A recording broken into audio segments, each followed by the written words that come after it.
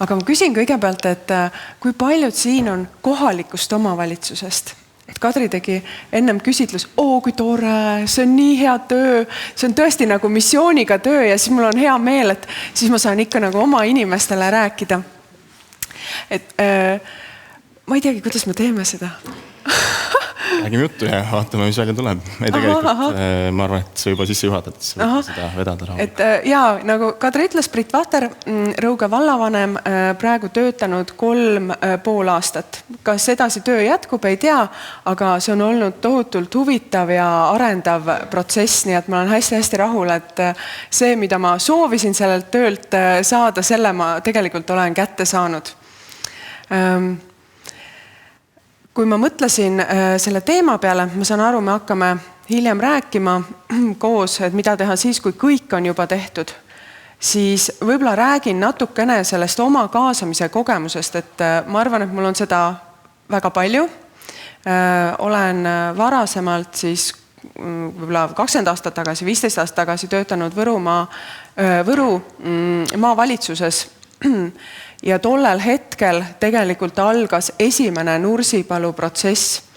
Nii et olles ise Rõuge elanik ja samal ajal nähes seda esimest Nursipalu laienemist, käinud nendel koosolekutel, siis hiljem, kui oli tselluloositehase tulek, üks potentsiaalne koht oli Setomaa, siis käinud ka nendel koosolekutel, näinud, kuidas mingid protsessid juhtuvad ja toimivad ja kuidas usaldus tegelikult riigi ja kaasajate vastu järjest kaob läbi just selle, ma ei tea, kas siis vale meetodi või halva kommunikatsiooni. Ja nüüd vallavanemana siis kui vallavanemaks sain, siis kahjuks Rõuge vallal oli täiuslik torm tekkinud, ehk et vald oli väga keerulises finantsseisus. Oli laenanud palju, oli COVID vahepeal, oli Ukraina sõda, meeletu intresside kasv, vahepeal peale siis 5 valla liitumist ei oldud tehtud, nii-öelda liitutud oli, aga mitte ühendatud asutusi. Ehk et asutuste võrk oli täpselt samasugune nagu 2017. Aastal ja see oli väga kurnav, sest et elanike arv oli ju oluliselt vähenenud. Nii et, ja loomulikult siis tuli veel huvitav kaasus juurde finantskorrektsioon päris suures mahus ühest projektist, mis siis pidi aitama 21. aasta lõpus palka maksta ja seda ei tulnud. Ja 22. olime lihtsalt nii keerulises seisus, kus tuli otsustada, kas läheme saneerimisele, et riik hakkab juhtima meie valda ja tegema otsuseid või teeme ise väga kiiresti, väga rasked otsused. Ja otsustasime, et lähme ise seda tegema.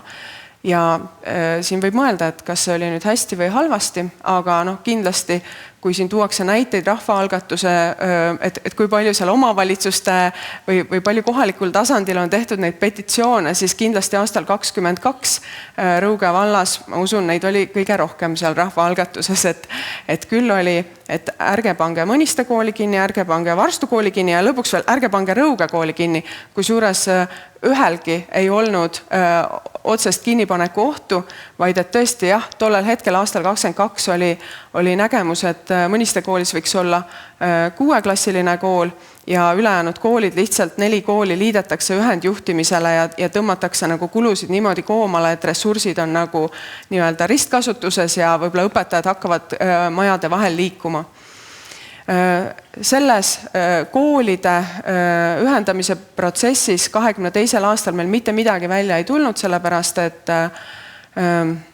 ütleme, puudus volikogus siis selline poliitiline ressurss, et läbi viia see reform, küll aga tegime ära väga kiirelt rahvamajade ühendjuhtimisele viimise ja 2 rahvamaja nii-öelda tegevuskohaga sulgemise või ajutiselt peatamise, seda võib nii ja naa võib-olla öelda, ja rahvamajade või raamatukogude ühendjuhtimisele viimine ja ka ühes siis teenuspunktis tegevuse lõpetamise ja teise teenuspunkti üleandmise kogukonnale.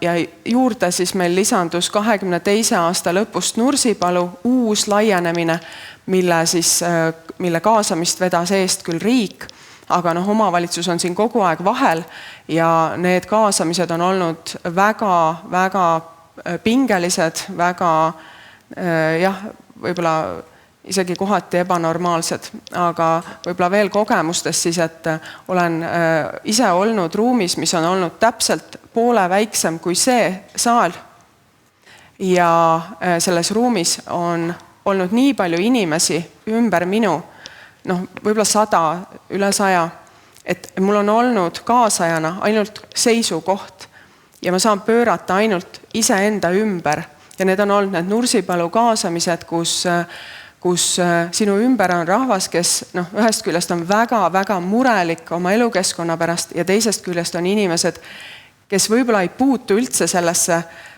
teemasse, aga on tulnud sinna kaasa, kas professionaalse protestijana või siis ei oskagi öelda, õhutatud ja on väga närvilised sellised kaasused. Aga ma panin lihtsalt siia kirja teie jaoks, kes on siis omavalitsuste kaasajad ja me teeme ju seda tööd põhimõtteliselt igapäevaselt. Ma panin kirja lihtsalt mõned punktid, mis nendest, ma võiks öelda võib-olla nüüd juba, et mitme kümnetest kaasamistest, mis selle 3,5 aasta jooksul on tehtud, on minu tähelepanekud. Et kõigepealt see, et ruumi loomine, et ruumi paigutusest sõltub väga palju. Ülihea oleks omada ruumi, kus sa saad paigutada toolid ringi alt või kuidagi niimoodi, et inimestel on nagu kontakt ja teine asi, et see inimene, kes on ise kaasaja, ei seisaks kusagil kaugel eemal tribüünil, vaid oleks kindlasti samal tasemel hea, kui saab isegi niimoodi istuda. Et võib-olla alustuseks tervitada, aga siis hiljem istuda, et sa oled alati samal tasemel. Siis ruumis, kui sa alustad seda kaasamist, siis reeglite sõnastamine. Et sõltub, kui närviline olukord on, aga jube hea on see, kui sa saad öelda näiteks, et kõik arvamused on teretulnud, kõigi arvamused on õiged, mitte keegi ei hakka kritiseerima, ükskõik mida siis öeldakse. Et see lihtsalt, ütleme, ja sa hoiad seda reeglit kogu selle kaasamise vältel, et kui keegi nüüd hakkab seda reeglit rikkuma või muutub ebaviisakaks, hakkab domineerima ruumi üle, et siis alati tuletad selle meelde, et meil olid need reeglid. Et sõltub siis muidugi olukorrast, millised reeglid sa nagu kasutusele võtad. Siis kaasajana, kui sa oled kohalik omavalitsus, peaks ees seisma tegelikult see, kes selle eest vastutab, ehk et vallavanem või volikogu esimees. Ei tohiks nii olla, et ametnik on seal ruumis, kes tegelikult ise poliitilist vastutust ei võta, ehk et ma ise olen kõigi keeruliste protsesside nagu kaasaja ja olengi, ma ei võta moderaatorit vahele, ma ise olengi see, kes seisab ees ja võtab vastu kogu selles mõttes tule, on ju. Aga ka ettepanekud. Siis ja võt ongi, et kui ees seisab poliitik või see, kes vastutab, see, kellel tegelikult on hoovad, siis see lisab usaldust ja sa tead, et sa räägid selle inimesega, kes tegelikult protsessi eest lõpuks vastutuse võtab ja võib-olla sinu ettepanekud ka on rohkem nii-öelda kuuldud. Et just nende suurte riigipoolsete kaasamiste puhul üks viga, mis on tehtud, on see, et ees seisavad teadlased. Et riik on tellinud teadustöid või uuringuid või ta on tellinud, ongi, et vahepeale on võetud veel mingid firmad, kes on teinud konsultatsiooni või mingi töö ja nemad on ees ja nemad justkui ongi kaasajad ja ruumis ei ole vastutajad. Tegelikult seda, kes poliitilise vastutuse võtab, see on väga halb, igas mõttes halb, sellepärast, et siis puudub see, kellele tegelikult neid sõnumeid anda. Alati siis kaasajana ma tulen inimese rolli. ma püüan tajuda seda auditooriumi, et ma olen hästi intuitiivne kaasaja ja eelnevalt olen endale selgeks teinud siis, millised need võimalikud hirmud ja mured võivad olla, kas siis sotsiaalmeedia või kusagil, keegi on neid juba ju väljendanud. Ja kui kaasamist alustan, siis alati peegeldan seda, mida ma tunnen kui inimene.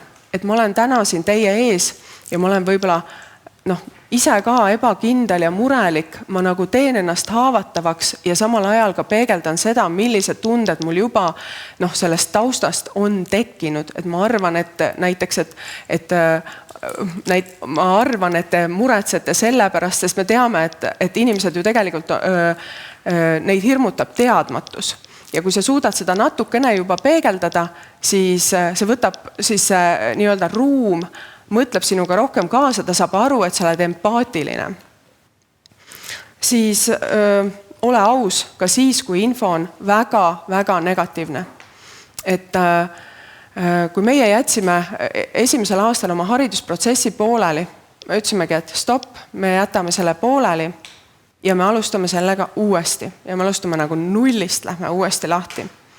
Siis, aga selles teises etapis tuli mul kahjuks minna siis ühe kooli kogukonna ette ja kuna tõesti oli ettevalmistamisel eelnõu, absoluutselt kõik näitas, et meil tuleb üks kool sulgeda. Ja ma läksin inimeste ette ja ma ütlesin jah, et praegu oleme ettevalmistamas eelnõu, kus see teie kool läheb sulgemisele. Ja ma nägin seda reaktsiooni inimeste sees, kus selline vihalaine ja sellised hääled ja kõik, sa näed seda ju, sa tajud seda ruumi. Ma nägin seda, et nende ootus oli see, et võib-olla ma kuidagi isegi pehmendan, et ma olen seda veel näinud, et kui sa inimeste ootus on kohati see, et sa võib-olla isegi keerutad, võib-olla isegi pehmendad kuidagi. Aga ma ei ole seda teinud, sest et see ise endale on väga raske väga raske on tegelikult ise sirge seljaga kusagil olla ja ausalt vastata, kui sa pead keerutama. Seega ma olen nagu selle välja öelnud, mis on väga halb ja lootnud siis sellele, et kunagi keegi hindab seda, et keegi on aus. Aga see situatsioon kohapeal võib käest päris ära minna. Siis protokollimine. Ma soovitan kõiki kaasamisi selles mõttes nagu protokollida või et sul on kaasas alati keegi, kes kirjutab kõik inimeste ettepanekud ülesse.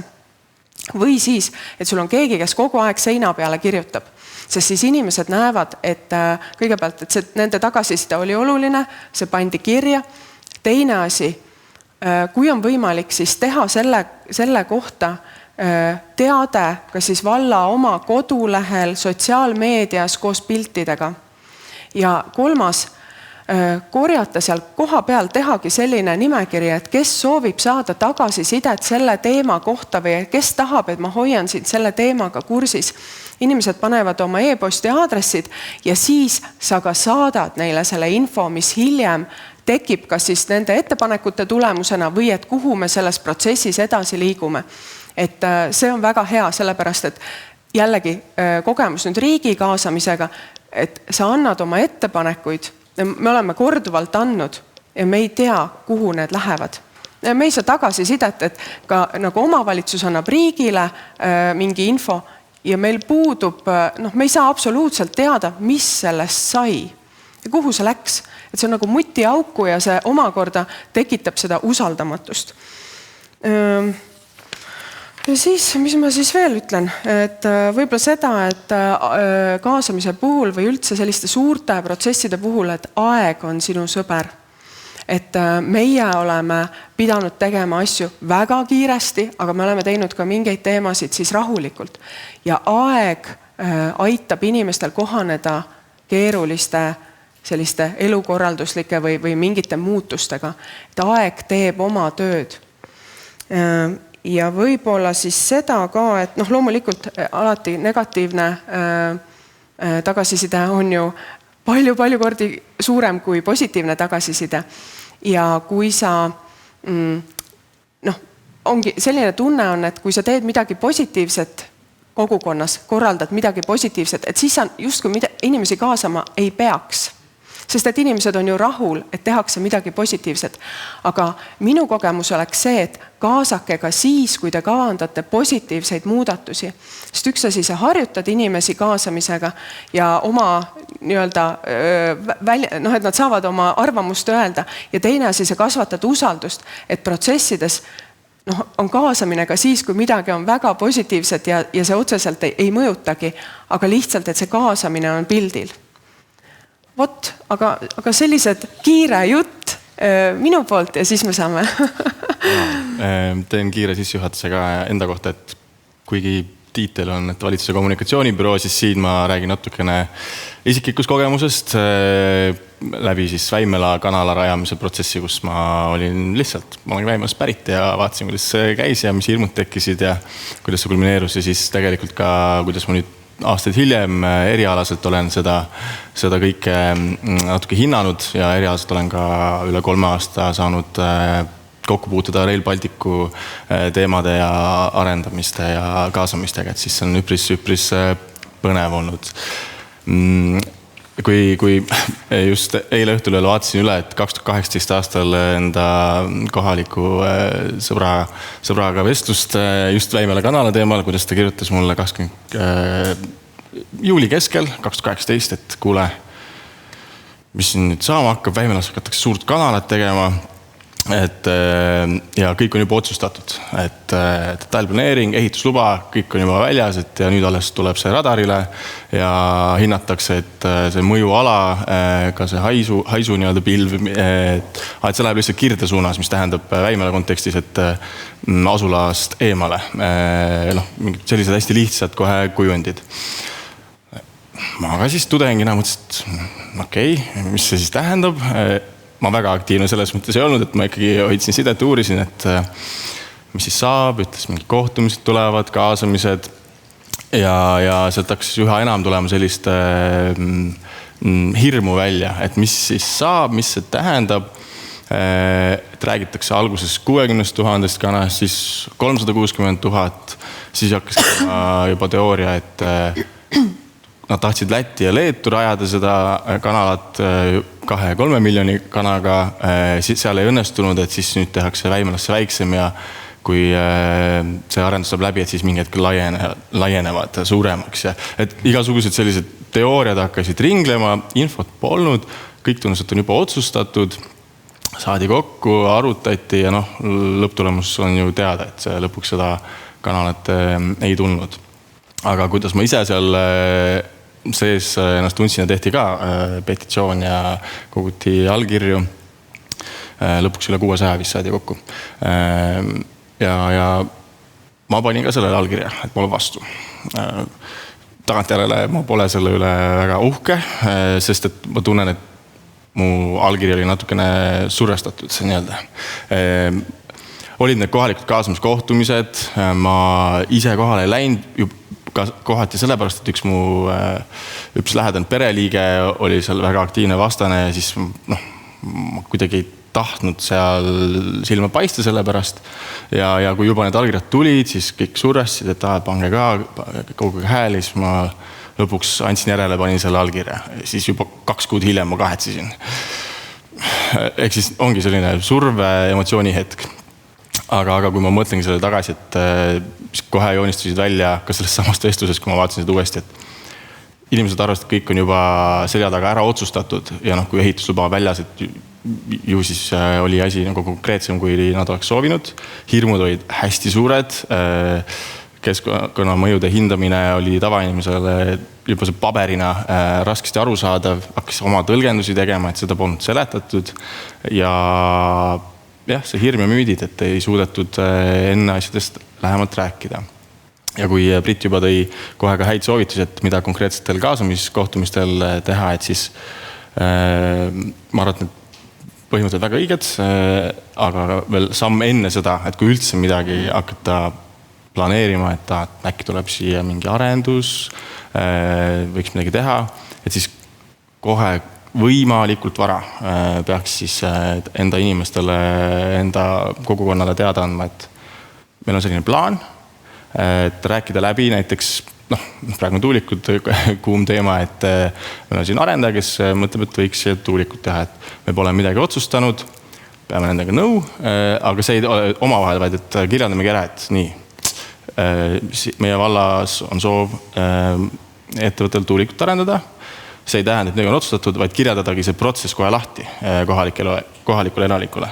Olgu see siis vallalehes, kas või juba EOS kohtumisega, sest et see on see, vähemalt nii palju, kui ma olen näinud ja kuulnud, et see hirm, et väga alguses ei soovita kohe inimesi kaasata ja nendele infot anda, sest et veel pole midagi kindlat, et natukene kombitakse, et jah, aga seda soojalt soovitan, et võimalikult vara ikkagi info välja, et me nüüd hakkame tegelema millegagi ja kirjeldada see protsess ka seal ära, et nagu need sammud, mida see tähendab, et inimesed saaksid aru, et see otsus pole juba ära tehtud. Samamoodi, kui on mingid uuringud tulevad, et millele see vastus annab, et tihtipeale seda tehakse ka, aga mitte liiga palju ja küsimusi ongi alguses rohkem kui vastuseid, et sellega peab arvestama ja aga kuskilt peab minema hakkama ja see aitab lihtsalt neid müüte kummutada. Vot, esialgsed mõtted ühe selle näitaja sükse raami põhjal, aga võib-olla Brit, sul on kohe siin endal midagi kaasa arvata mõelda. Ma ei teagi, et minu kogemus on selline, et ka väga varajases etapis võib juhtuda täpselt see, et idee hävitatakse enne, kui see sai üldse, kui seda oli üldse võimalik uuridagi. Et see on ka nagu, mul on tunne, et praegu on hästi palju sellist, et kuna on usaldamatus, see usaldamatuse foon on nii kõrge, et ükskõik milline idee välja tuleb, et see idee tambitakse ennem ära, kui ta üldse jõuab, üldse jõuabki kõrgemale tulla, et lihtsalt endal siin kohe tuleb meelde, kuidas üks ettevõte tuli komisjoni ette, kes pidi kuulama siis selle ettevõtte ideed ja sellist põhimõtteliselt uksest sisenedes sai ta juba nii suure negatiivse tagasiside ja materdati keegi oli välja võtnud terve ettevõtte minevikku, kui palju, kellel mingeid seoseid, siin on üks pankrot olnud, siis see tähendab see, et käpard. Et ma arvan, et paljud arendajad jätavad ka mingid suuremad arendused ja mingid asjad tegemata sellepärast, et see lihtsalt nii keeruline on. Ja ka omavalitsuse seisukohalt, kui ma mõtlen, kui ma tahaksin teha sellist, näiteks mingi ettevõte tuleb hea plaaniga ja tavaliselt ei ole nii, et mulle ettevõtjana, et ma mõtlen, et 3 aasta pärast, et sa tahad nagu seda veidi kiiremini seda oma investeeringut teha, et sul tekkis mõte, teeks. Ja siis, kui ma tahan nüüd seda omavalitsuse sellist kaasamist, komisjonid, siit, sealt, rahva kaasamised, igal pool, tohutu territoorium, 10 erinevad koosolekud, siis mõeldes selle peale, selle välja joonistades, ettevõtjal läheb isu üle. Ta ütleb, võib-olla siis saame millalgi 2-3 aasta pärast, et ma ei viitsi, ma ei taha, mul on muud plaanid. Ja nii on lihtsalt enda näitel, seda on juhtunud täpselt meie vallas ka, et need asjad ongi jäänud pigem tulemata. Aga jah, muidugi kaasamine on väga-väga oluline. Et seal ohud on igasuguse lähenemisega, et kas liiga hilja, sest näiteks see sama kanala näide oli nii, et see mu sõber ütles, et ta kuulis pargis Joosepi käest selle kohta. Ja tihtipeale on teiste projektidega samamoodi, et kuulen Koobis mingi tuttava käest. Et see ongi see, kus see esimene info tuleb. Ja siis aga see on see, et omavalitsus ei kontrolli, me ei ole, Tallinnal ka vist ei ole enam oma lehte või televisiooni või, leht vist on, aga televisiooni, et kui sa elad külas väikeses kogukonnas, siis on nii, et ma täna midagi räägin, ma homme juba küla pealt kuulen seda, et need on kõige kummalisemad lood, kus ma põhimõtteliselt pean ühe telefonikõne poes, Rõuge poes ja paari tunni pärast tuleb mulle mingi külaelanik vastu, kes küsib küsimuse selle telefonikõne kohta, mida tema isiklikult ju ei kuulnud ja kuulis ju ainult minu rääkimist, on ju. Et see on juba läinud küla peale ja sealt juba algab, meid ei olegi kaasatud, mis toimub, juba ehitate. Midagi pole juhtunudki, oli üks telefonikõne, aga sellest on saanud juba selline suur pall ja mingi selline on ju. Et ma arvan, et väikeses kogukonnas jutud lähevad nii kiiresti, et seal ongi, kui sa tahad infot saata, siis tasub minna poes kõva häälega rääkida ja järgmisel päeval juba külaelanikud on kõik läbi helistatud ja teavad sellest asjast, et see on hea teavituse nagu koht. Et nii kiiresti me ise seda ei jõua kommunikeerida, kui jõuavad inimesed. Et kui sul on suur selline, ütleme näiteks tõesti suurem linn, siis on asi anonüümne, inimesed, sa said midagi teada, kuulsid liftis, on ju, räägid mõnele, aga see ei lähe niimoodi, et terve see kogukond on nüüd teavitatud. Aga vaat meil on niimoodi, et see on positiivne, et sa saad tõesti infot hästi kiiresti saata näiteks kriisi korral, on ju, aga teisest küljest negatiivne, et see nagu asi on ennem juba võtnud hoopis teised jalad alla, sellest mingist kirbust on saanud elevant ja asi on ennem hävitatud, kui ta üldse saigi edasi. Et, ja muidugi, üks asi just Kadriga arutasime vist eile ka, et meie piirkonna kaasamised, kuna kogukond on nii väike, siis see skaala on nagu nii väike ja näiteks ka ühe üksikisiku osakaal või kaal sellel väikesel skaalal on palju suurem kui see, kui sul on seal 100 000 inimest linnas, on ju, ja sul on 1 või 2 väga sellist, ütleme, kas siis sellist väga negatiivselt meelestatud isikut või lausa libainfo levitajat, et kui need meie kogukonnas on, siis nende häälel on palju suurem kaal ja mõju. Sest et kui ruumis on 50 inimest ja nendest 2 domineerivalt ja niimoodi räuskavad ja ajavadki väga emotsionaalselt sellist pooltõdedest kubisevat infot, siis see mõjutab. Ja loomulikult inimestele meeldivad väga lihtsad laused, inimestele meeldib väga sellised ja kohati inimesed ei saa ka aru meelevaldsetest seostest, eks see sõltub kõik sellest hariduse tasemest ja nii edasi ja palju see infot üldse omad on. Et see on üsna selline põnev, see väikesed kogukonnad versus sellised suured anonüümsed kogukonnad.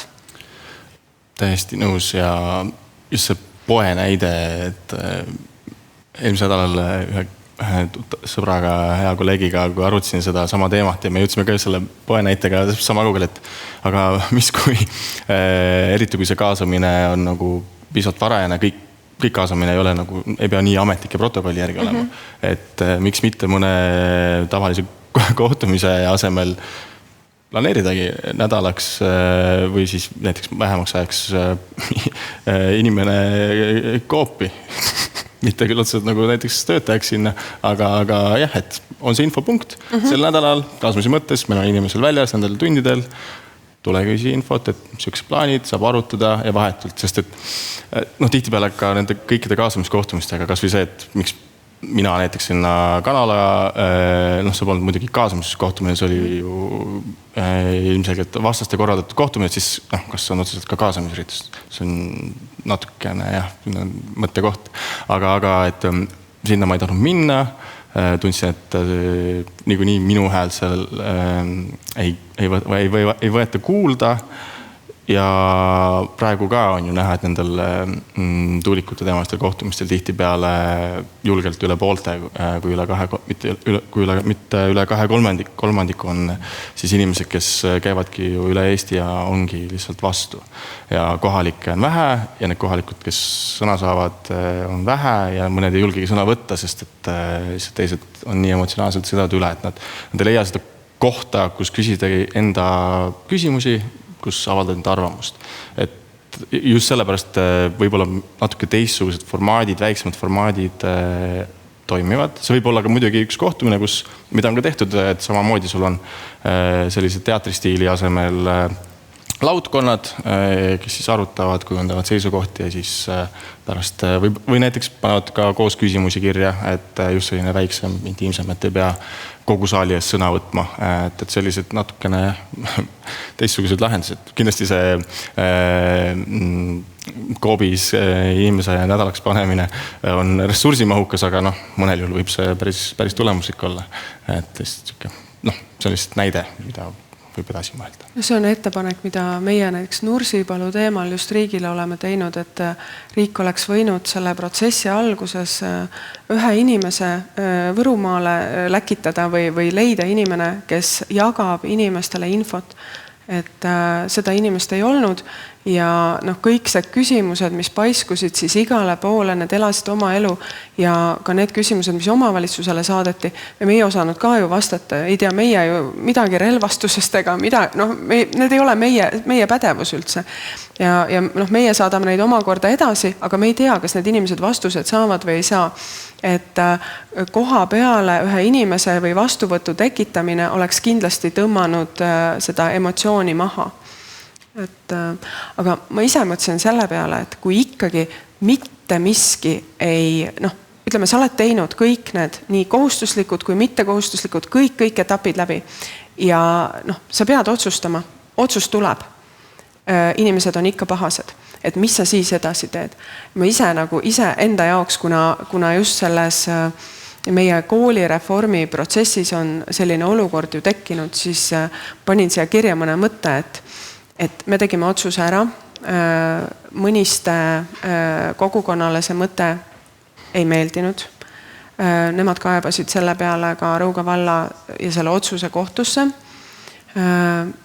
Lisaks algatasid siis 17 küla siis lahkumise Rõuge vallast Antslasse.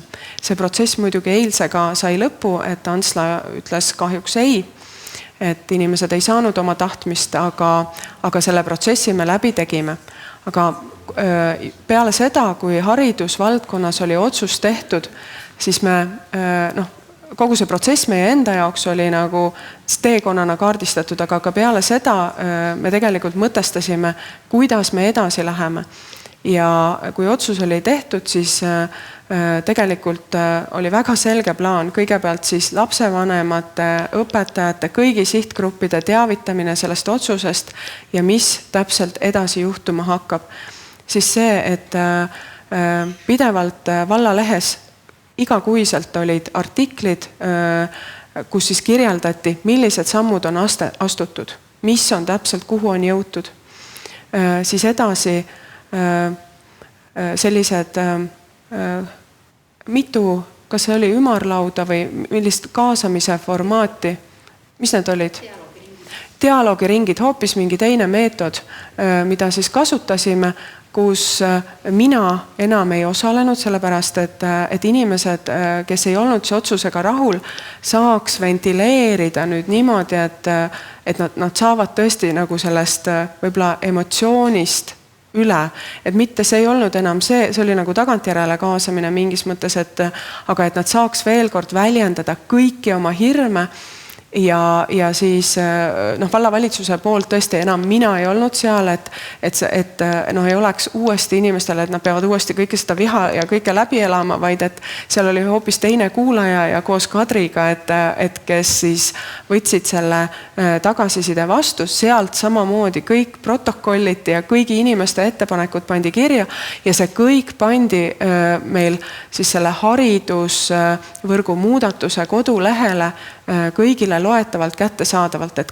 kogu see protsess, kõik negatiivne tagasiside on seal kirjas, et me ei ole mitte midagi selles mõttes ära võtnud, muutnud või teinud selle pärast just, et inimesed näeks, et nende hirmud on nähtavad, on kuulatud, on olemas ja jah, protsess oli negatiivne, aga see läheb edasi ja nii-öelda oleme nagu targad ja planeerime targalt. Ja muidugi, et täpselt võibki tekitada selliseid vestlusringe selleks, et inimesed saaksid veel auru välja lasta. Et ka see, et rääkida, et inimesed saaksid veel ventileerida ja siis võib-olla ka selle, et protsess on väga täpselt nagu välja joonistatud, visuaalselt isegi.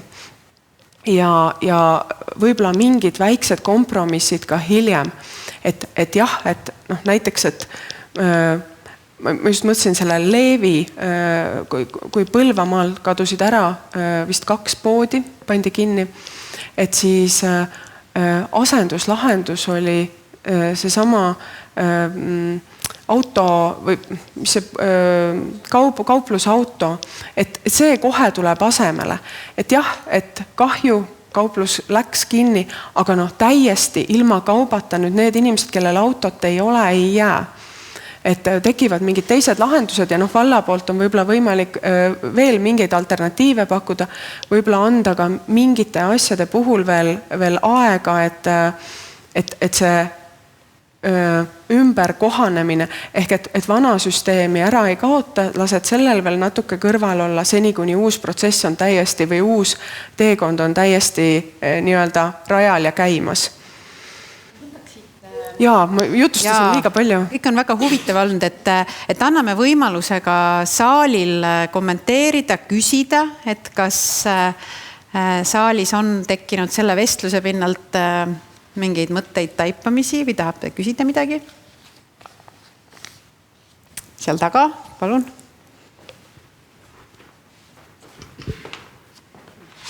Jah, töötab väga kenasti. Tere, aitäh teile. Väga meeldiv taipamine oli see, et tõepoolest arutlema ei pea ainult siis, kui mured on. See oli väga kena mõte täna siit sündmuselt koju minna, et see tõesti võiks olla elustiil, suhtlemisstiil kogu aeg. Niimoodi asju ajada ühes vallas või linnas. Aga üks väga konkreetne küsimus, sest et väga konkreetselt jagasite oma kogemusi ja mõtteid. Kui ühe arutelu korraldab kogukond või inimesed ise ja sinna tulebki üks poliitiline seltskond ja see kodanikud alustavadki sellega, sest nad on arutelu koolitusel käinud ja nad teavad, et tulebki alguses rääkida kuidas me suhtleme, kuidas see dialoog käib, millised on arutelu reeglid, kuidas me selles ruumis kõik sümpaatseks ja üksteist kuulavaks jääme. Aga kui seal ongi üks poliitiline seltskond, kohaliku omavalitsuse omad poliitikud ja nad ütlevadki suure äärega, et nemad on allumatud, nad on kodaniku allumatud, mul ei tulegi täpselt see sõna meelde. Mida siis teha? Et need allumatud ei olegi kodanikud, vaid poliitikud ise. Ma pean ausalt ütlema, mina ei ole sellise juhtumi juures olnud, et tavaliselt tunnevad kohalikud, ma ei tea, need kohaliku omavalitsuse juhid või inimesed, keda mina tean, tunneksid suurt rõõmu, kui kodanikkond ise korraldaks kaasamisi, mitte et see ei tule ülevalt alla, vaid et just alt üles, et küla või kogukond ise võtab ennast kokku ja arutab millegi üle. See on pigem selle üle hea meel, et mina ei oska sellele vastata. Ma korraks, äkki tohib ma kommenteerin lihtsalt see Briti mõtet edasi, et tegelikult need samad dialoogiringid, mille Brit viitas, need saidki alguse kodanike enda initsiatiivist ühes piirkonnas ja meie aitasime siis sellel võimalusel laieneda ka teistesse piirkondadesse, nii et selles mõttes oli meil see näide, kus tekkis see, et kodanikud ise otsisid seda ja lõid selle arutelu ruumi nende teemade käsitlemiseks ja kaasasid nii-öelda meid sinna. Et see oli see alguspunkt. Aga jah, võib-olla küsimusele vastus tulebki sinul. Mul otse vastus küll sellele ei ole, aga mis olen tähele pannud, et kuigi Briti soovitus oli, et arutelude juures vedaja võiks olla kas siis näiteks vallavanem või linnapea või volikogu esimees näiteks.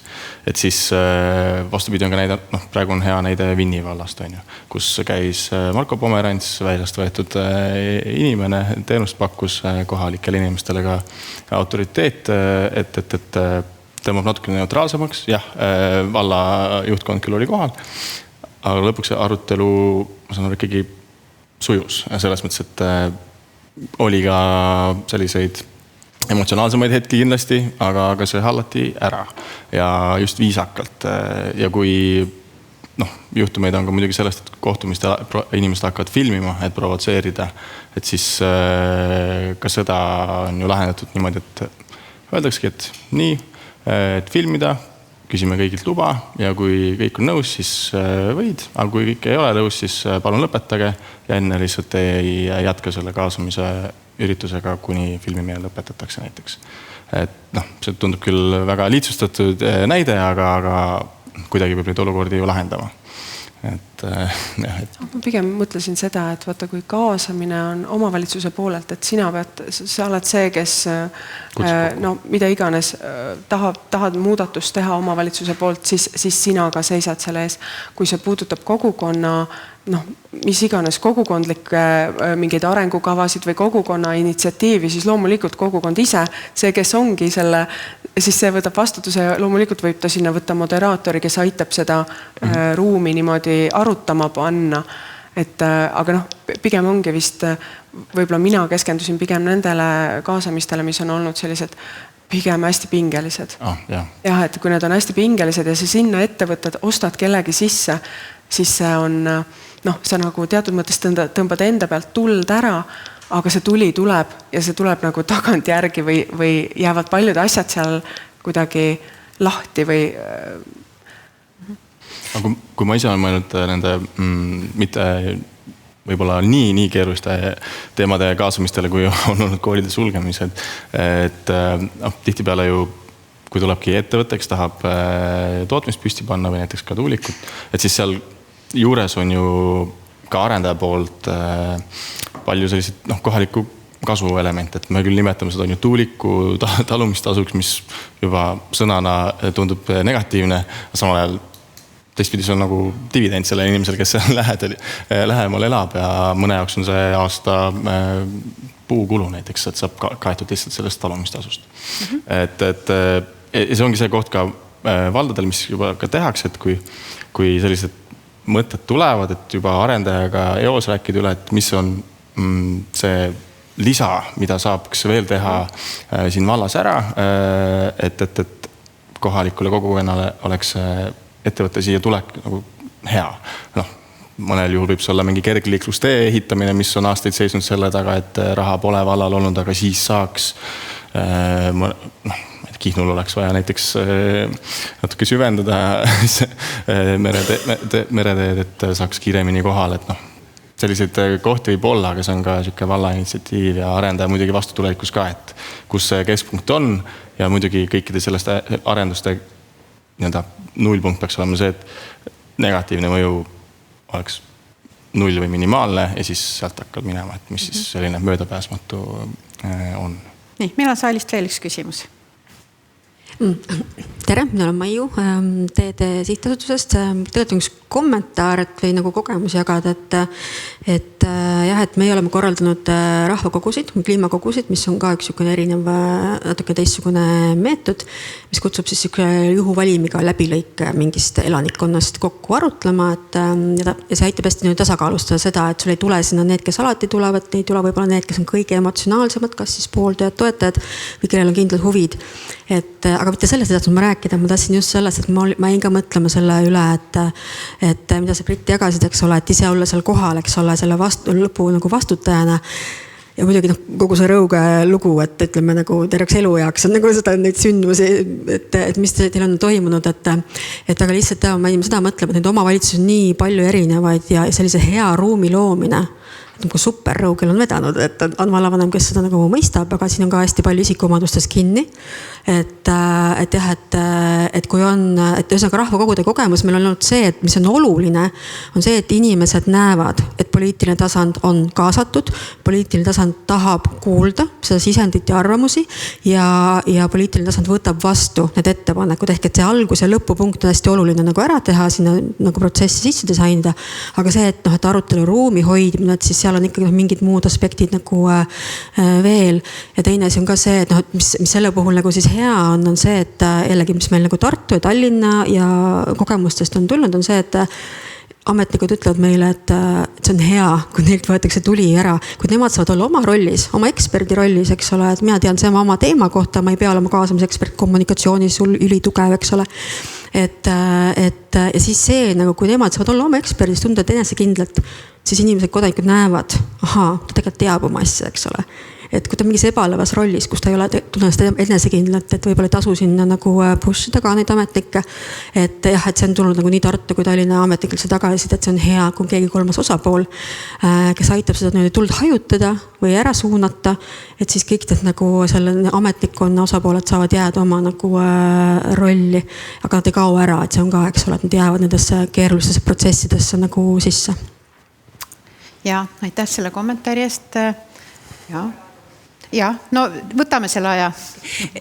Ja aitäh, ma tahtsin ka tänada selle mõtte eest ja see tõesti tundub väga strateegiline, et tegelikult ka positiivsetel teemadel teha kaasamist, sest olgem ausad, meil eestlaste või meie ühiskonnas ei ole neid harjutusvälju, kus me saaksime üksteisega vestelda. Et kui on see positiivne nii-öelda rahu teema, et selle ümber ikkagi ka kodanikkonda harjutada. Et esiteks, kuidas me vestleme üksteisega ja see, et kaasamine ei tähenda ainult šokki ja mingit kriisi.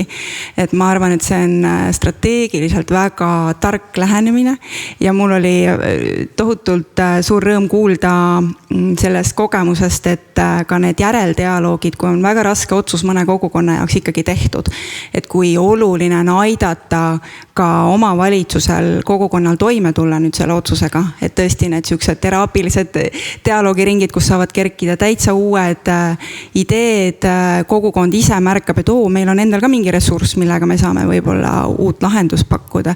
Et noh, jällegi kaks nagu otsa, et see positiivne kaasamine kõige alguses ja siis see selline taastav kaasamine seal lõpus, et hästi ilus näidete rida olemas kõik. Just, aga aitäh Brit ja Taavi nende väga inimlike kommentaaride eest, meie kingitüdruk. Ja aplaus. Aitäh.